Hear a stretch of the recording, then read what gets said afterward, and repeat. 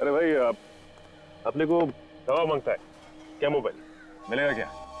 अरे अपने पास ऐसी कोई दवाई नहीं है रे, अपन दवाई थोड़ी बेचता है। मना मत करना दोस्त, तुमको जितना पैसा चाहिए हम देने को तैयार है। अच्छा कितना देगा? अरे अपन तो चलती फिरती बैंक है, कितना मांगता है? ऐसा क्या? ये शाने, पहला पैसा बाद में माल। ठीक है पैसा दिखाएगा हम, लेकिन पहले माल एक हाथ ले और एक हाथ दे। चलते फिरते बैंक। अच्छा है, चलो मेरे साथ। एक मिनट। हाँ बोल पकिया। अरे ये सीआईडी है, बच गए। क्या? हाँ तुम लोग यहाँ पे रुको, मैं माल लेके आता। हाँ इधर ही रुकने का। रुक।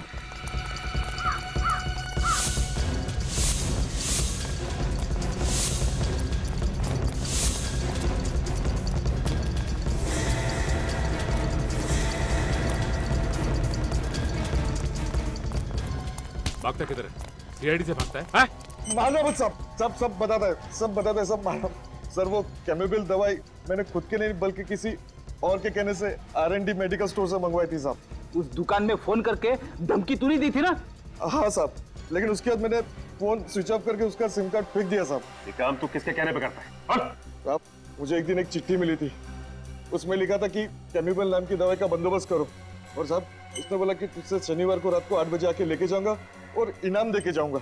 अच्छा फिर वो दवाई लेने कौन आया था? साहब वो गाड़ी में आया, कांच खुली, माल लिया, पैसा दिया और चले गया साहब। तुमने गाड़ी तो देखी होगी ना, कौन सा मॉडल था? उसका नंबर कुछ तो याद होगा तुम्हें? गाड़ी का नंबर तो याद नहीं है, लेकिन साहब उसके हाथ में बड़ी सी घड़ी थी, इसका बहुत बड़ा डायल था साहब। कैसी थी वो घड़ी? बहुत झक्कास थी, माँ कसम ऐसा डिजाइन में कभी लाइफ में देखा नहीं साहब। उसके ऊपर बड़े अक्षर से क्यों लिखा हुआ था साहब। क्यों लिखो? उस घड़ी का रंग, उसका डिजाइन सब कुछ याद है तुम्हें? वो साहब सब कुछ याद है सर। चलो फिर क्यू अक्षर का स्केच बनवाओ, पता चल जाएगा कि घड़ी कौन सी कंपनी की है। पूर्वी, तो घड़ी बनाने वाली कंपनी का नाम पता चला जिसका नाम क्यू से शुरू होता है? Yes sir. सर बस 4 कंपनियों के नाम मिले। 4 कंपनी? अब जरा देखो उन 4 कंपनियों में से वो कंपनी कौन सी है जिसकी घड़ी उस गुनहगार ने पहनी थी। एक बार वॉच कंपनी का नाम पता चल जाए सर, तो गुनहगार का भी पता चल जाएगा।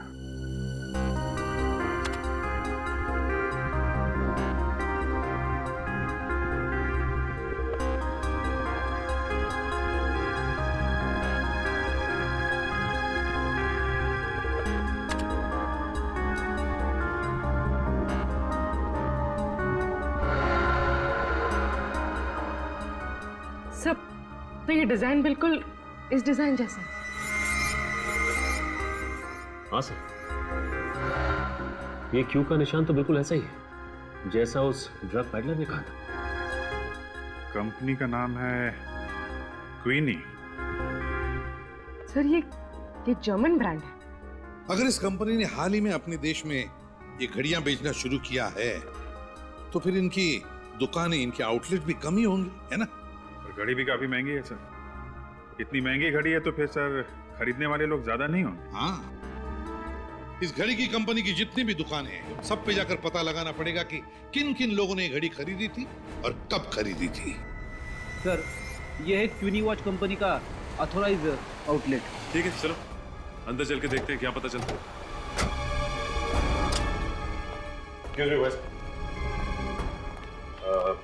हमें आपके कंपनी की घड़ी के बारे में जानकारी चाहिए। कौन सी घड़ी?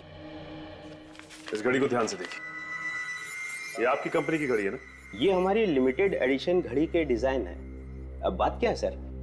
दरअसल हम लोग सीआईडी मुंबई से हैं और एक केस के सिलसिले में पूछताछ करना चाहते हैं। मैं आपकी क्या मदद कर सकता हूँ? अब हमें ये बता सकते हैं कि ये घड़ी आपसे किसने खरीदी है? मैं अभी आपको बताता हूँ।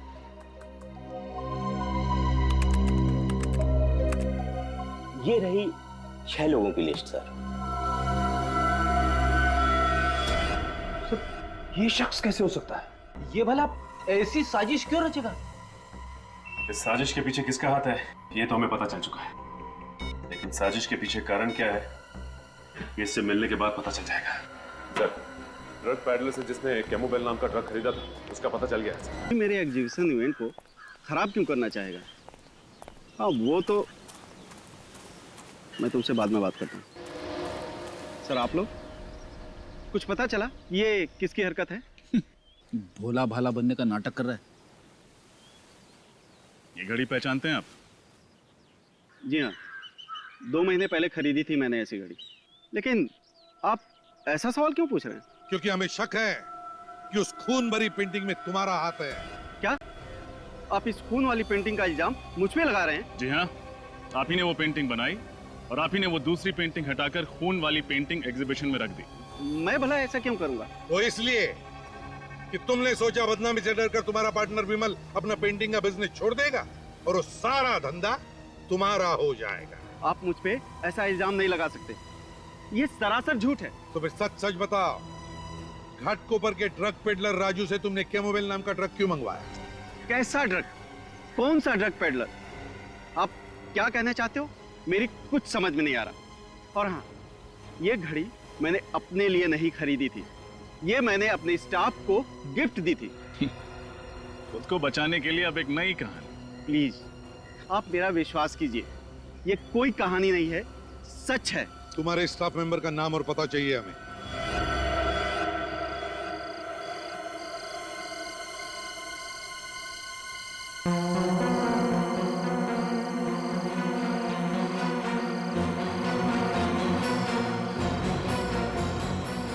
सचिन, सुमित ने इसी फार्म हाउस के बारे में कहा था ना? हाँ सर, सुमित ने यही फार्म हाउस बताया था सर। शख्स के पास हथियार भी हो सकता है, वो थोड़ी देर यहीं से नजर रखता है।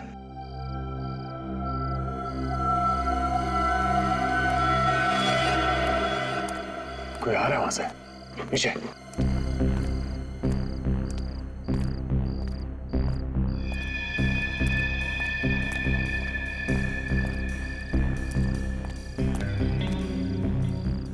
अच्छा,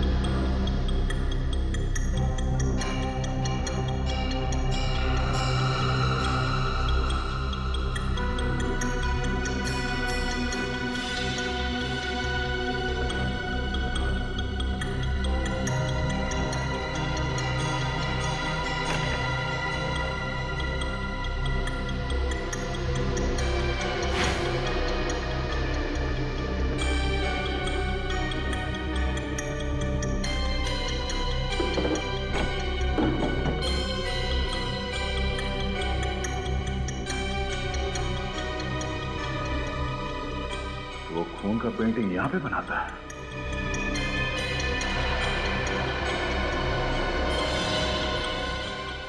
ये क्या? सुमित की पत्नी और बेटा? दूसरा बेटा कहाँ है? जरा हाथ करो।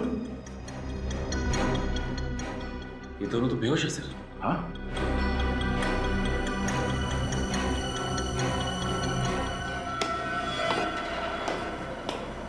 कोई आ रहा है। चलो, चलो।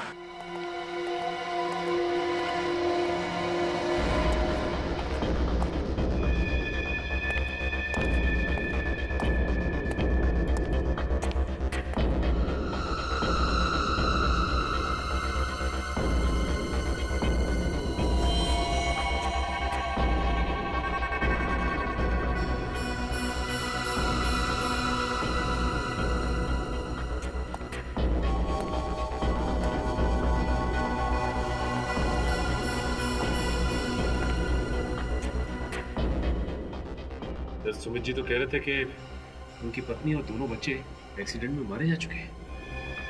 लेकिन सर उन्होंने ये भी तो बताया था कि उनकी लाशें अब तक नहीं मिली हैं।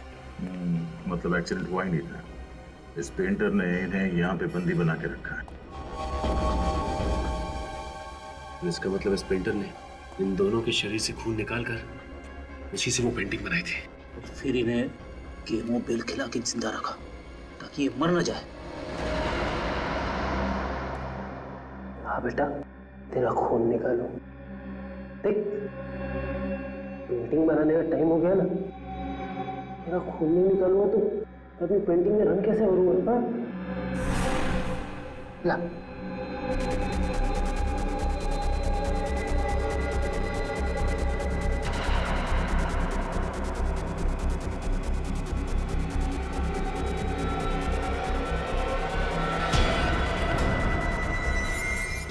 सर आप सर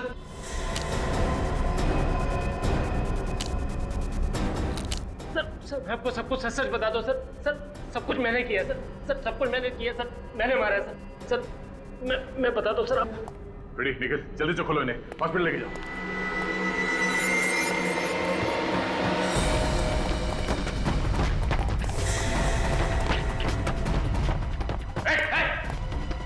आगे मत आना, आगे मत आना। मैं मारूंगा अपने आपको। चाकू नीचे। पीछे जाओ, मैं मार रहा हूँ। ठीक है, इस बार छोड़ देते हैं हम लोग। अगर आइंदा ऐसा कुछ किया ना तो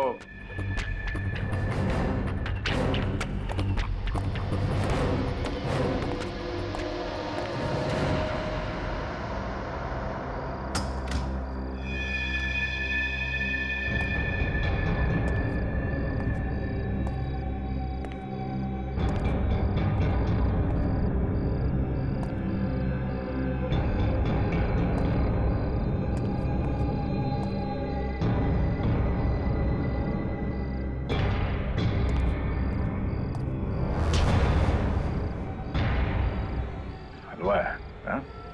ऐसे ही छोड़ देंगे तुझे? कोई सजा देनी है दे दो, अपने किए पे कोई अफसोस नहीं। मैं तो बहुत खुश हूँ। तुम खुश हो? सुमित जी की बीवी और 2 बच्चों का खून निकालकर उन्हें अधमरी हालत में रखा और बोलते हो खुश हो तुम? सुमित ने मेरे और मेरी परिवार के साथ जो जुल्म किया उसका क्या? क्या किया सुमित ने तुम्हारे परिवार के साथ? उसने मेरे पूरे परिवार को बर्बाद कर दिया, मार डाला उसने सबको, मुझे अनाथ कर दिया। ठीक से बताओ रघु, आखिर हुआ क्या था और कब हुआ था? बात आज से 12 साल पुरानी। तब हम लोग बहुत गरीब हुआ करते थे। मेरे बाबूजी ने सुमित से कुछ पैसे उधार मांगे थे मेरी बीमार माँ के इलाज के लिए। बाबूजी समय से कर्ज लौटा नहीं पाए, तो उन्होंने मोहलत मांगी। मोहलत की एवज में सुमित ने मेरे बाबूजी से गुलामों की तरह दिन रात काम करवाया। और जब इतने से भी उसका दिल नहीं भरा तो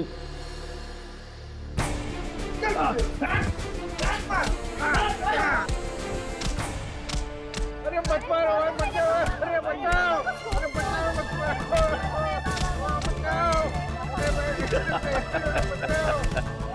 आइए आइए। बचाओ, बचाओ, अरे बचाओ, अरे मत मारो, अरे बचाओ।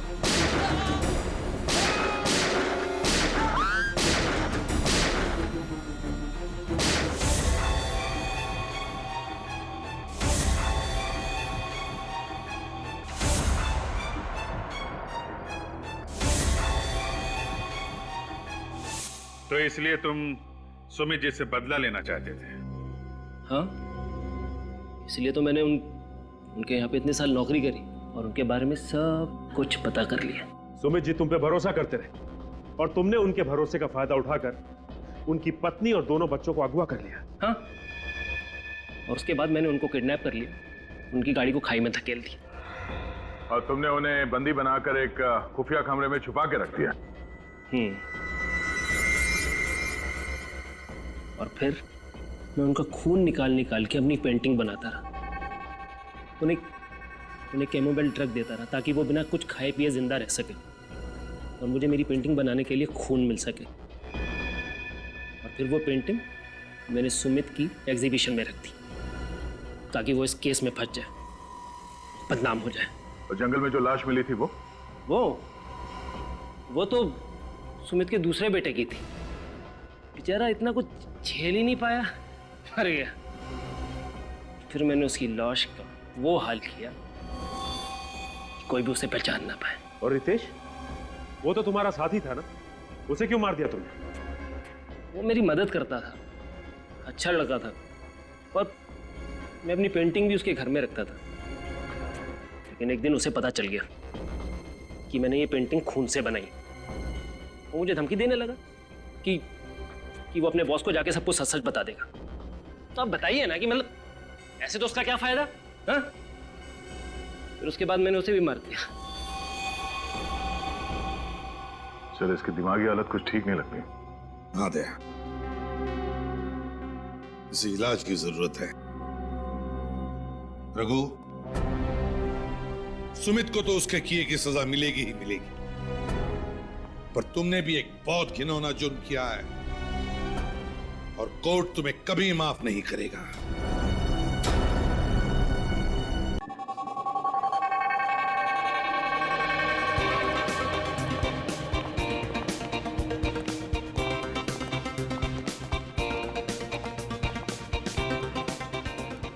Hello, welcome mister Chandra. Welcome ma'am. आप लोग अगर इस एग्जीबिशन में नहीं आते तो मुझे बिल्कुल अच्छा नहीं लगता। भला क्यों नहीं आते मिस्टर विमल? इनफैक्ट हर साल हमें आपके पेंटिंग एग्जीबिशन का इंतजार रहता है। Thank you so much. Please चलो। सुमित, बहुत लोग आए हैं। मुझे तो लगता है कि इस साल भी हमें वैसा ही रिस्पॉन्स मिलेगा जैसा पिछले साल मिला। वाह नीलेश, कितनी खूबसूरत खूबसूरत पेंटिंग है। आज मैं इनमें से एक पेंटिंग जरूर खरीदूंगी। हाँ, क्यों नहीं। वाह, क्या हो गया, रोक क्यों गई? नीलेश, ये कितनी खूबसूरत पेंटिंग है, देखो इसे। अदिति, ये पेंटिंग तो मुझे कुछ समझ में नहीं आई, फ्रैंकली स्पीकिंग। वही तो मुझे पसंद है। This is too good. Nilesh, ये पेंटिंग मुझे जरूर चाहिए। इसको बुक कर दो, इससे पहले कोई और ले ले। ओके बाबा, ओके। आओ सुमित और विमल से बात करते इस बारे में। आओ।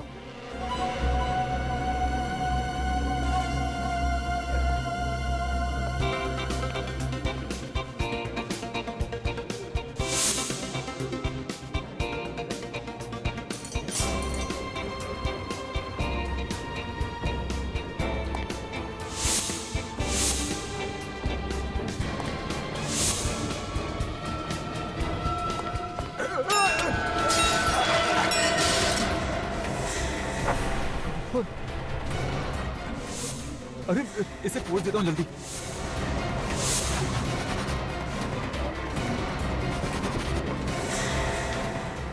ये तो ऑयल पेंट नहीं है। ऑयल पेंट होता तो निकलता नहीं। ओह माय गॉड, तुमने ये पेंटिंग खराब कर दी। ये कौन है? एक्चुअली मेरा पैर फिसल गया था और इसी वजह से मेरी कोल्ड ड्रिंक इस पेंटिंग पर गिर गई थी। लेकिन देखिए आप, यहाँ पर खून है। एक तो तुमने पेंटिंग खराब कर दी, ऊपर से बकवास कर रहे हो। अरे मैं सच कह रहा हूँ, विश्वास कीजिए आप मेरा। ऐसा कीजिए, आप खुद देख लीजिए। यहाँ देखिए, ये यहाँ पर।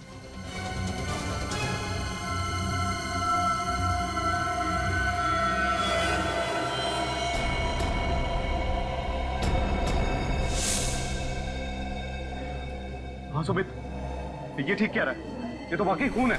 लेकिन पेंटिंग पे खून कहाँ से आया? मुझे तो समझ नहीं आ रहा। हमें सीआईडी को फौरन बुलाना पड़ेगा।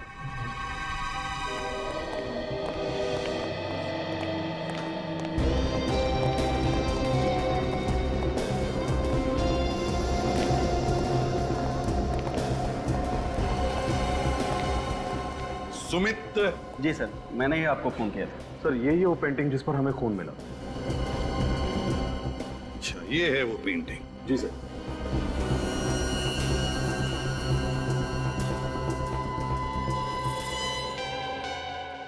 ये क्या है? पेंटिंग तो गीली है। सर, इस पे कोल्ड ड्रिंक गिर गई थी, इसलिए गीली हो गई। Cold drink? कैसे हुआ ये सब? सबसे पहले किसको पता चला कि पेंटिंग पर खून है? सर, मैंने देखा था। एक्चुअली मेरे हाथ से ही कोल्ड ड्रिंक पेंटिंग पर गिर गई थी।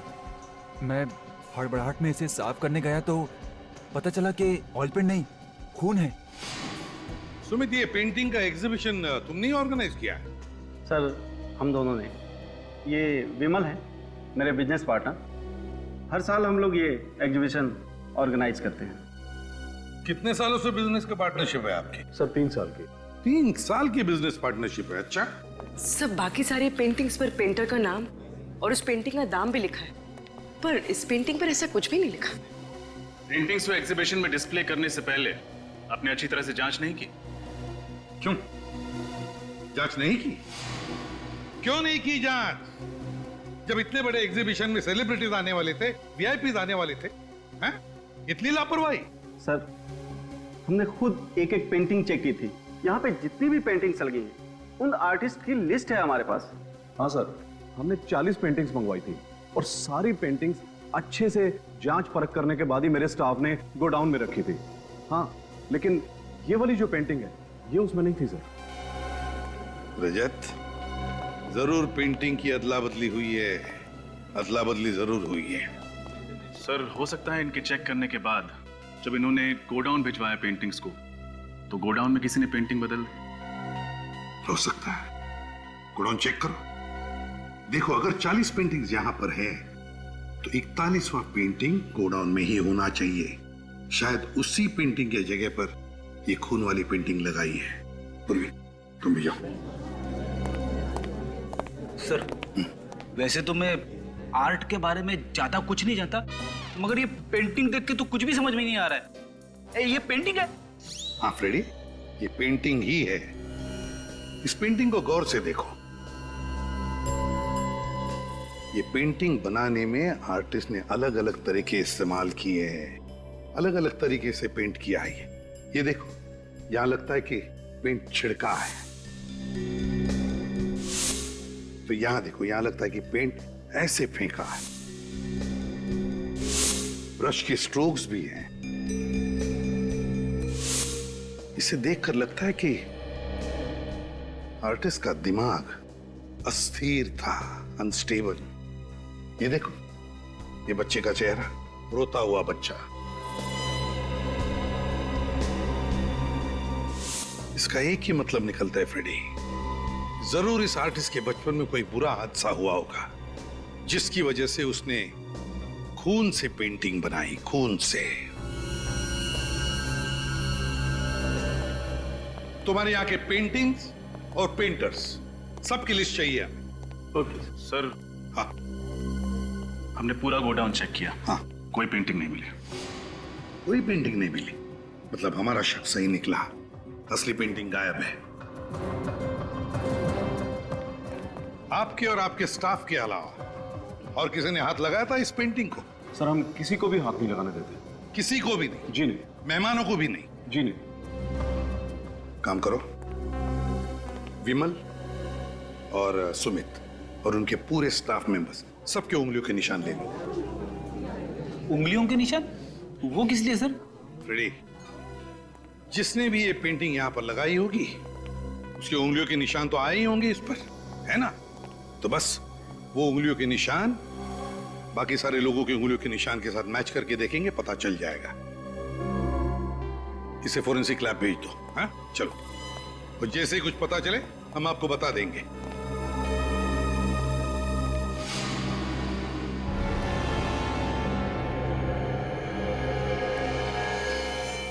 ये किसकी फोटोग्राफ है? सर ये मेरा परिवार है, ये मेरी पत्नी और बच्चे। पंचगनी में एक एक्सीडेंट हुआ था, कार खाई में गिर गई और सब मारे गए। I am sorry.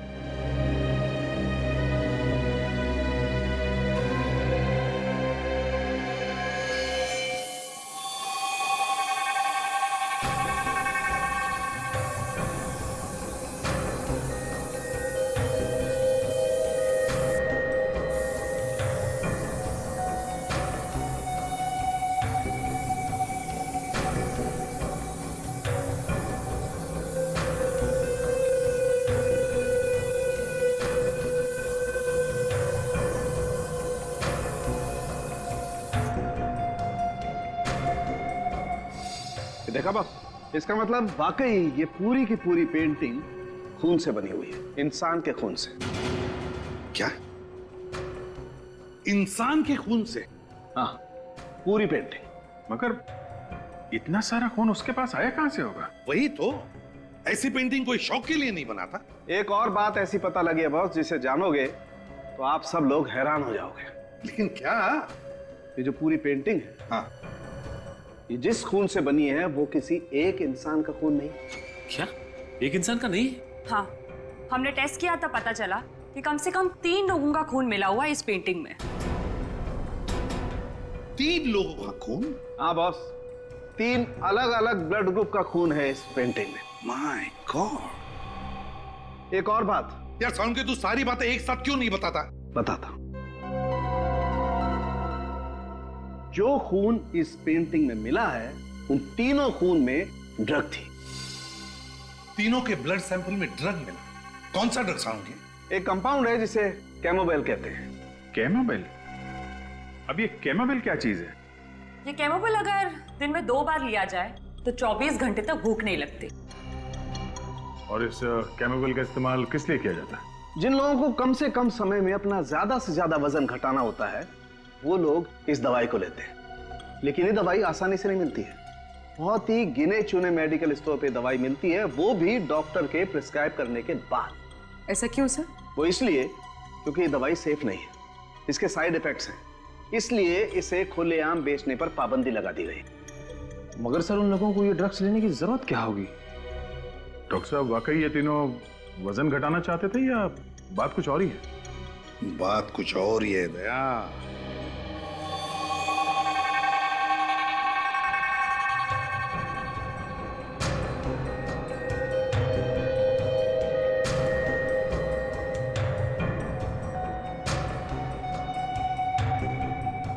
खून भरी पेंटिंग, समझ में नहीं आता क्या चल रहा था उस पेंटर के दिमाग में।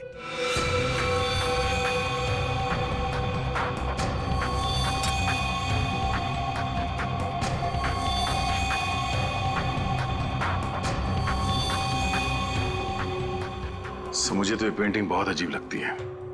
तो गौर से देखिए सर, चारों तरफ ये खून फैला हुआ है, किसी भी चीज को कोई ठोस आकार नहीं दिया गया।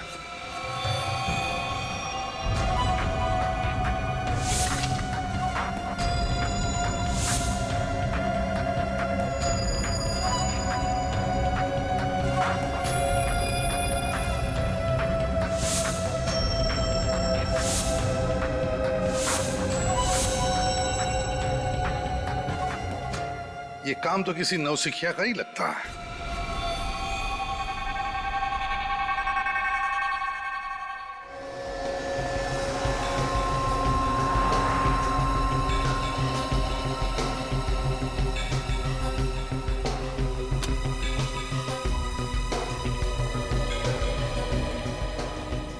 कहिए सर, आपको कौन सा साइज का फ्रेम दिखाऊं? अरे नहीं, हम लोग फ्रेम लेने नहीं आए, हम सीआईडी से। सीआईडी? बात क्या है सर?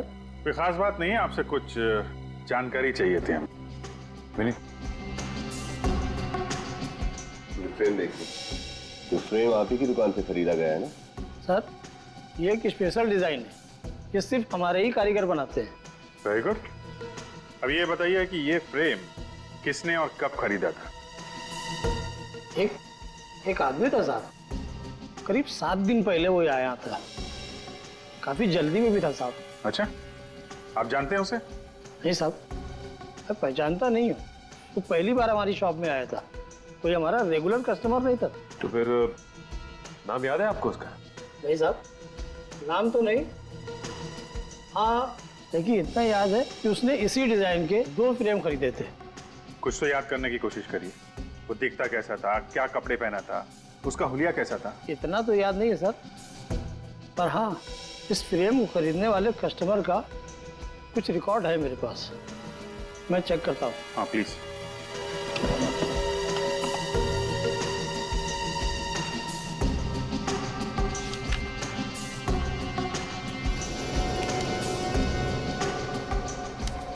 ये मिल गया सर, ये उस फ्रेम के बिल की कॉपी है। रितेश, सिर्फ नाम लिखा, एड्रेस क्यों नहीं लिखा? साहब उसने कहा था कि फ्रेम तैयार हो जाने पर मैं उसको फोन कर दूं, वो खुद आकर यहाँ से फ्रेम ले जाएगा। तो फिर आपने उसका नंबर तो लिखा होगा ना कहीं पे? जी हाँ साहब, उसी बिल के पीछे है ना। अच्छा, ये उसी का नंबर है? ये उसी का। Thank you. अब पता चल जाएगा ये रितेश है कौन, जो खून से पेंटिंग बना रहा है।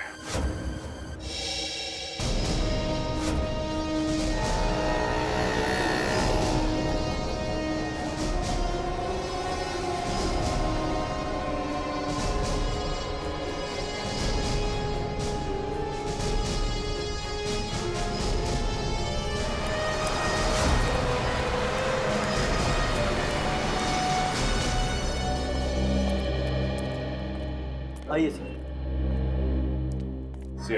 सीआईडी? बोलो साहब, क्या चाहिए आपको? क्या मोबाइल? कैमोबेल? हमारी दुकान में ऐसी कोई दवाई नहीं मिलती साहब। एक कैमोबेल ड्रग का नाम सुनते ही आपके पसीने क्यों छूटने लगे? हाँ? आप इतने हड़बड़ा क्यों गए? कौन घबरा रहा है साहब? मैं तो अपना काम कर रहा हूँ साहब। देख, सच बता दे वरना मेरी मदद कीजिए साहब, मैं बहुत मुसीबत में हूँ। ये सब नाटक क्या कर रहे हो? सच सच बताओ, बात क्या है? यार किसी ने मुझे धमकी दी थी सर, कैमोबेल का इंतजाम करने के लिए मुझे मजबूर किया गया था। मजबूर किया गया था? कैसी मजबूरी?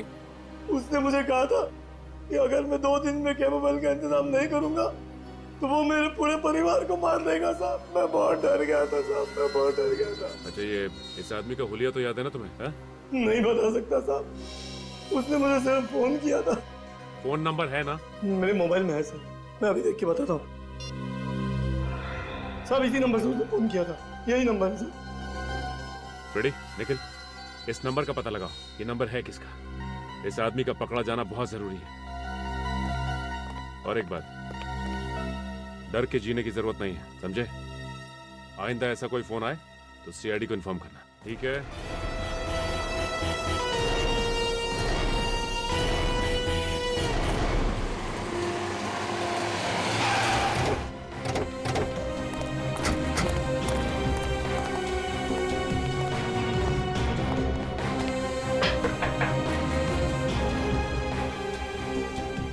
लगता है कि अंदर कोई नहीं है। हमारे आने से पहले ही ये रितेश फरार हो गया लगता है। तोड़ दो दरवाजा। सर, दरवाजा तो खुला हुआ है। अंदर चलो।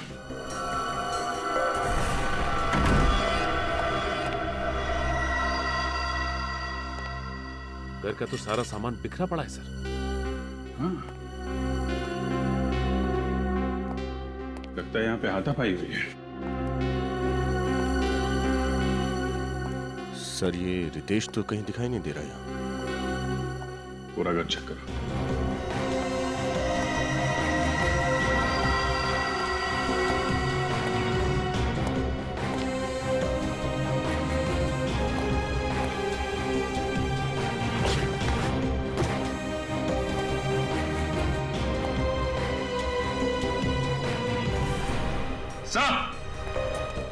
हाँ सर। ये देखिए, ये सारी की सारी पेंटिंग इस बिस्तर के नीचे छुपाई हुई थी। और सर, ये पेंटिंग भी उसी पेंटिंग की तरह है जो एग्जीबिशन में मिली थी हमें, लाल रंग की।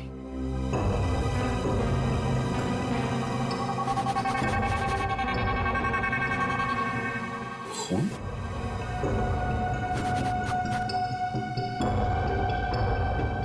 सारी पेंटिंग भी खून से बनाई गई।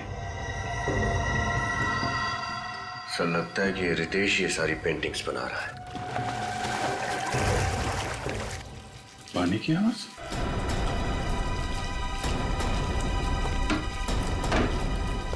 माय गॉड,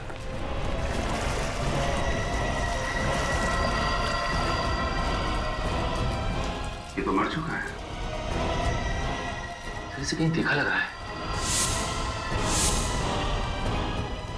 ये आदमी तो वहां एग्जीबिशन में था ना, वॉलंटियर।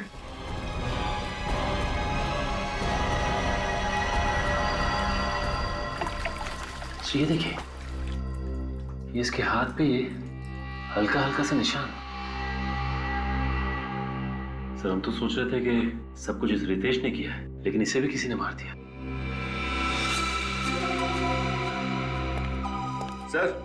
सर ये देखिए खून के निशान।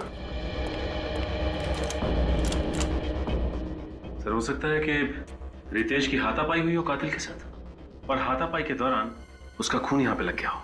कातिल का भी खून हो सकता है। काम करो, इस खून का सैंपल ले लो और लाश को फोरेंसिक लैब भिजवाने का इंतजाम करो। हेलो, क्या?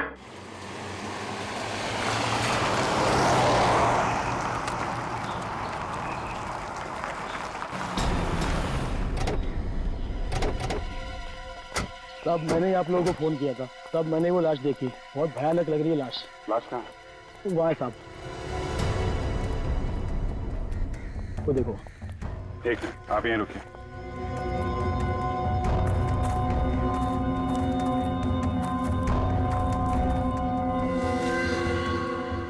काम करो, लाश को बाहर निकालो। अच्छा।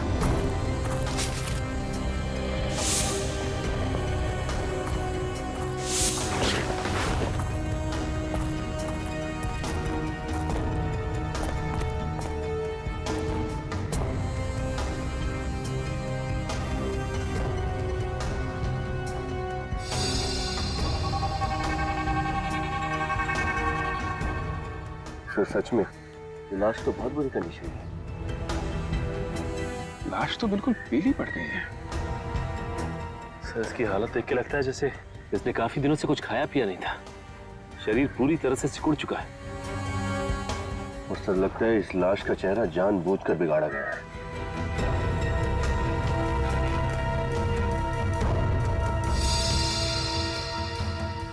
ये देखिए सर, इसके हाथ पे ये छोटे छोटे निशान है। लेकिन सर ये निशान है किस चीज के? कई बार इंजेक्शन लगने के बाद आसपास का खून जम जाता है। निशान तो इंजेक्शन के ही लगते हैं, मगर इतने सारे निशान। मगर सर ऐसे ही निशान रितेश की लाश पे भी थे। लगता है खूनी इंजेक्शन लगा लगा के खून कर रहा है। खैर इसका जवाब तो डॉक्टर साळुंखे ही देंगे। मानना मुश्किल है, कोई भला ऐसा कैसे कर सकता है? हाँ सर, दोनों लाशें बहुत ही बुरी हालत में हैं। यार साळुंखे, तुम दोनों डिस्कस करोगे, हमें भी कुछ बताओगे? बॉस, इन दोनों के शरीर में जरा सा भी खून नहीं है। लगता है किसी ने इनके जीते जी सारा का सारा खून इन लोगों के शरीर में से निकाल लिया। शरीर में खून है ही नहीं। हाँ सर, और इसी की वजह से दोनों लाशें बिल्कुल काली नीली और फीकी पड़ गई है। अजीब बात है सर, विश्वास नहीं होता कि कोई इंसान किसी दूसरे इंसान के शरीर से उसके जीते जी सारा खून निकाल सकता है। इन दोनों के शरीर में इंजेक्शन के बहुत सारे निशान हैं। ऐसा लगता है किसी ने बार बार सुई घोंप घोंप कर इनके शरीर से सारा का सारा खून निकाला है। और खून की कमी की वजह से इस लड़के की मौत हुई है। और सर उस रितेश की मौत की वजह भी यही है। खून तो रितेश के शरीर में से भी निकाला गया, लेकिन मौत इसकी पानी में डूबने की वजह से हुई। इसके फेफड़ों में हमें पानी मिला है। सर ये खूनी वही आदमी है जो पेंटिंग बनाता है। हाँ अभिजीत, ये एक ही आदमी का काम है, सीखा। एक बात और बॉस, रितेश के घर के दरवाजे पर जो खून का सैंपल मिला था वो खून रितेश का नहीं है। यानी वो खून किसी और का है? दया, वो खून उसी का है, उसी का जो रितेश का खून करने आया था। रितेश के साथ हाथापाई में से चोट लग गई होगी और वही खून दरवाजे पे लग गया होगा सर। मगर अभिजीत ये है कौन? है कौन ये? केमोबेल। पता लगाना पड़ेगा कि ये कौन है जिसने इस केमिस्ट को धमकी भरा फोन किया और ये दवाई मंगवा ली। सर मुझे तो ये आदमी पागल लगता है। कोई नॉर्मल इंसान ऐसी घिनौनी हरकत कैसे कर सकता है सर? किसी को भूखा रखना और थोड़ा थोड़ा करके खून चूस के उसे मार डालना। सर फिलहाल हमें 2 लाशें मिली, लेकिन ये मुमकिन है कि उसने और भी लोगों को कैद करके रखा होगा। हाँ रखा ही होगा, वरना अपनी पेंटिंग बनाने के लिए पेंट यानी कि इंसानों का खून कहां से लाएगा वो? जिसने भी उस केमिस्ट को फोन किया है ना, वही हमें उस खूनी तक पहुंचाएगा, वही आदमी। सब हाँ सचिन, पता चल गया उस फोन करने वाले का? हाँ सर, जिस आदमी ने R&D मेडिकल स्टोर में फोन करके उस दुकानदार से बात की थी, उसका नाम रोहन है सर। रोहन? और पता? सर उसका पता भी चल गया, लेकिन उसके पते पे जाकर पता चला कि उसके नाम की तरह उसका पता भी नकली है सर। नाम भी नकली और पता भी नकली, तो फिर ये फोन किया किसने होगा? है कौन ये? सर ये फोन जिसने भी किया उसने सिम कार्ड लेने के लिए नाम और पता दोनों ही नकली दिया था सर। सर उसने उस दवाई की दुकान पे फोन किया और फोन ट्रेस ना हो इसलिए सिम निकाल के फेंक दिया। कोई बात नहीं, उसने जिस वक्त उस दवाई की दुकान में फोन किया था, हम पता लगा सकते हैं कि उस वक्त वो कहां पर था उसके उस फोन से। वो भी पता चल गया है सर। फिर ये फोन चोर बाजार से किया गया, घाट कोपर के चोर बाजार से। चोर बाजार? फिर इस इलाके में तो नशीली चीजें बेची जाती है, ड्रग पेडलर्स के अड्डे बने हुए वहां पे। तो फिर दया, ये फोन जरूर किसी ड्रग पेडलर ने ही किया है।